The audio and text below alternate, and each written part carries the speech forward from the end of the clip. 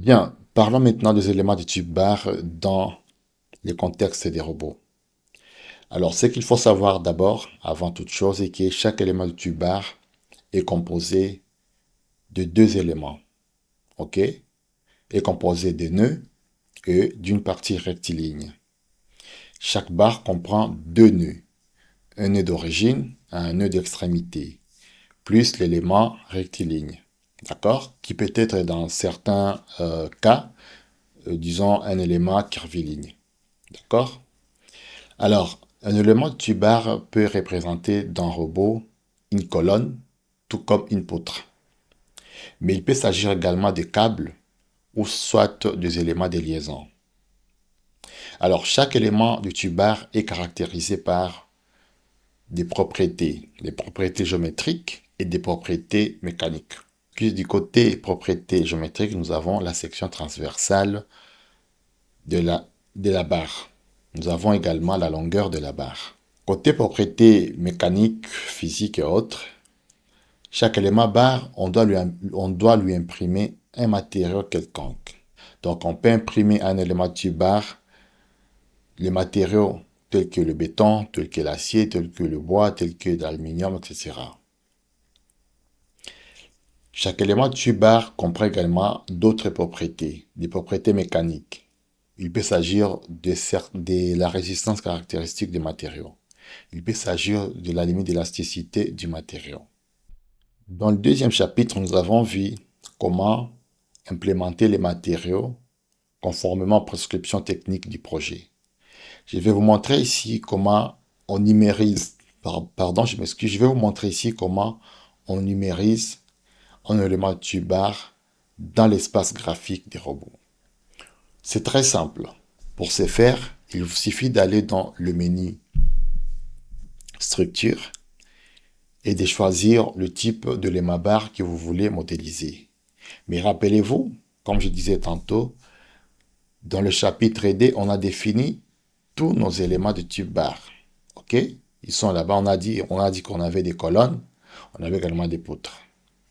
Alors, on va choisir parmi ces éléments lesquels on va modéliser. Mais ces choix doivent toujours être guidés par notre trame de base qu'on a fait à côté sur le papier.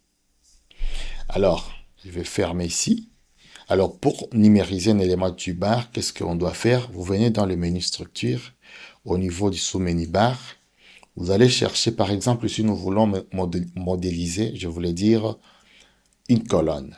Donc, on va choisir ici, dans cette boîte de dialogue,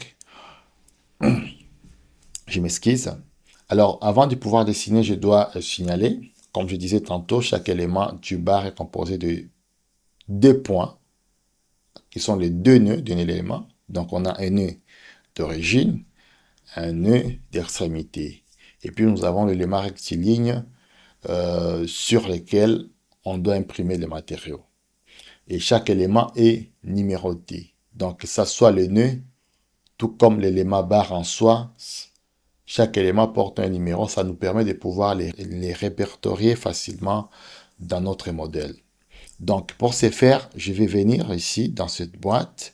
Le numéro est là-bas. Alors, nous, on cherche à modéliser une colonne. Donc, on va venir ici dans le type colonne poteau BA. Ça revient même. On choisit les types dans les catalogues qu'on a implémentés. On va choisir par exemple colonne 25-30. Alors, qu'est-ce que je dois faire? Soit, j'ai des possibilités. D'accord? Soit je prends les coordonnées des nœuds, je les copie ici, dans origine et extrémité, puis je valide. Donc, j'ajoute ça. Mais si je n'ai pas ces coordonnées déjà prédéfinies d'avance, ce que je vais faire, je vais venir dessiner ça directement dans l'espace graphique. Alors, je vais mettre dans un plan. Donc, je vais passer en DD. Dans le plan, par exemple, YZ. OK. Voilà.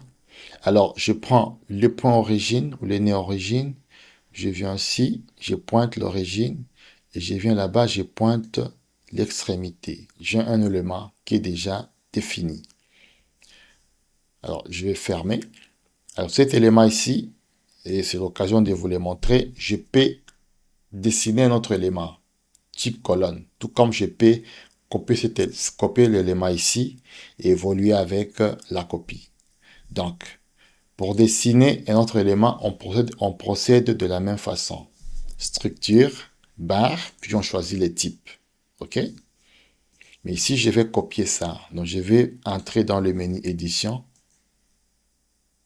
Je viens au niveau des transformés, translation. OK? Donc, je vais entrer, venir cliquer ici. Alors, ici aussi, il faut comprendre ce qui se passe. Dans cette boîte ici, qui va nous permettre de pouvoir copier notre élément, il y a certains paramètres ou une certaine mécanique qu'il faut comprendre. Donc, on peut déplacer l'élément suivant l'axe des abscisses, des ordonnées ou suivant la cote. OK? Donc, si moi, je vais déplacer cet élément suivant l'axe des Y ici.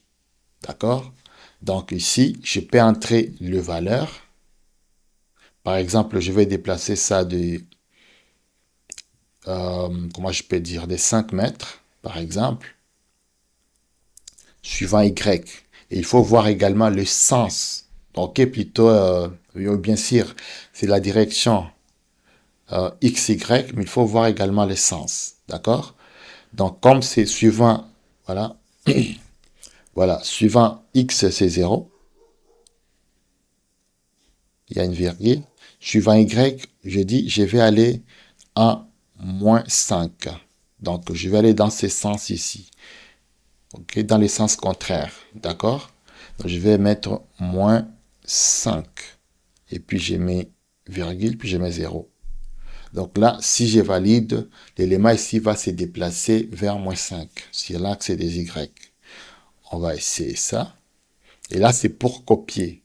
Mais si je vais déplacer l'élément, je vais plutôt cocher déplacer. Donc l'élément va quitter cette position vers une autre position. Mais si je vais copier, donc je vais venir cocher là-bas. D'accord? Alors, qu'est-ce que je vais faire? Je vais valider. Et l'élément s'est déplacé là-bas. Je vous montre une autre possibilité. D'accord? Je vais carrément venir sélectionner l'élément. J'entre dans les menus édition, transformer, translation. Je ne vais pas ici saisir des coordonnées. Je vais directement venir piquer ici un nœud.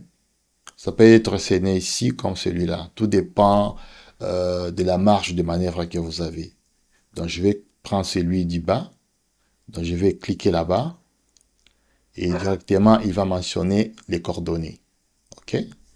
À ce niveau là-bas, les coordonnées sont mentionnées. Donc, si je bouge, ça va s'adapter. Donc, je bouge, je vais l'amener jusque là. Et là, je vais cliquer encore une fois et l'élément est déplacé là-bas. Donc là, c'est juste vous montrer comment on peut aussi gérer, jongler avec ces éléments-là. Si je vais dessiner par exemple maintenant un élément du type, type barre, mais input, la procédure est la même. Donc je vais rentrer dans menu structure, barre, je cherche cette fois-ci quel type?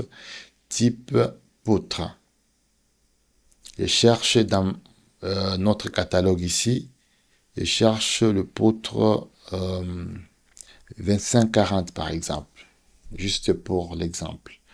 Donc pour dessiner, c'est la même procédure. Donc j'ai le nœud d'origine et le nœud d'extrémité. Si j'ai les coordonnées, il peut arriver des situations où c'est délicat de pouvoir dessiner directement dans l'espace graphique, mais vous avez des coordonnées. Pour question de précision, vous pouvez carrément taper les coordonnées ici et appliquer ou ajouter. Ça va venir s'afficher ici. Mais ici, on a beaucoup plus de marge de manœuvre. Donc, je vais venir cliquer. Bon, j'ai choisi mon type, j'ai choisi la section. D'accord? Je viens cliquer dans origine. Je prends ça comme origine, ces points là-bas. Et je prends ce nœud là-bas comme l'extrémité. Je valide. Voilà, c'est fini. Donc là, je viens de numériser un portique, par exemple. Un portique qui est là. dont tous les éléments sont numérotés. Ça, il faut retenir. Donc, pour afficher les numéros, vous venez là-bas. Là, c'est pour le nœud. D'accord? Donc, si je clique une fois encore, ça va se désafficher. Même chose pour les barres. Mais si je veux les afficher, donc ça va s'afficher. Donc, chaque nœud a un numéro, chaque barre a un numéro. Voilà, c'est un peu presque tout par rapport aux éléments de type barre. Je dois aussi vous montrer un autre élément très important dont il faut tenir compte pendant que vous êtes en train de modéliser. Alors, chaque fois que vous voulez supprimer un élément de type barre, ok, c'est quelque chose qui arrive assez souvent. Vous pouvez supprimer la barre, mais les nœuds vont rester. Alors, chaque fois que vous voulez supprimer une barre, vous sélectionnez la barre, mais rassurez-vous que les nœuds aussi ont été supprimés après. Parce que si ce n'est pas supprimé, ça va vous alerter pendant le calcul. Ou ça peut perturber les résultats de votre calcul. Alors, je vais sélectionner ici un élément. Prenons par exemple l'élément numéro 1. OK? Je vais supprimer. J'appuie sur Delete. Alors là, le logiciel va me poser une question. Va me demander soit je supprime toutes les barres qui aboutissent à ce nœud ici. OK? Donc je peux accepter. Ou soit on dit non, supprimer seulement les barres sélectionnées. Donc ça dépend de la situation dans laquelle je suis. Mais là, je vais prendre n'importe lesquels. On va voir ce qui va se passer. J'ai supprimé avec les éléments aboutissants. D'accord? Donc tous les éléments sont partis. Je peux également supprimer cet élément ici. Donc je peux sélectionner à partir de l'arborescence. Rappelez-vous, on avait dit qu'à partir de l'arborescence d'objets, on peut sélectionner tous les éléments.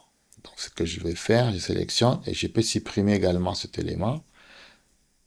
Alors, ici, on veut supprimer l'élément des tubes barres, mais les nœuds sont restés. C'est ce que j'étais en train de dire. Donc, chaque fois que vous supprimez un élément de tube barre, rassurez-vous que les nœuds sont partis aussi. Et une façon de voir, de vous rassurer que c'est parti, si ce n'est pas affiché, ça sera compliqué à voir. Donc, chaque fois que vous supprimez un élément de tube barre, prenez le soin de venir afficher tous les numéros de nœuds et voir s'il y a un élément nœud qui reste isolé quelque part. Si ça existe, il faut sélectionner ça. Et il faut supprimer ça. OK? Il y a un autre qui traîne là-bas. Il faut le sélectionner et le supprimer. Celui-ci, ça résiste un peu, donc je vais le sélectionner à partir de là. D'accord? Et je vais le supprimer. Voilà, c'est parti. Voilà, donc c'est tout ce que je peux vous montrer pour l'instant concernant les éléments de tube barre. Maintenant, nous allons voir, on aura le temps, l'opportunité également de voir pendant la modélisation de notre projet d'autres possibilités de gestion des éléments de tube barre. Maintenant, nous allons passer à l'étape des éléments de type panneau.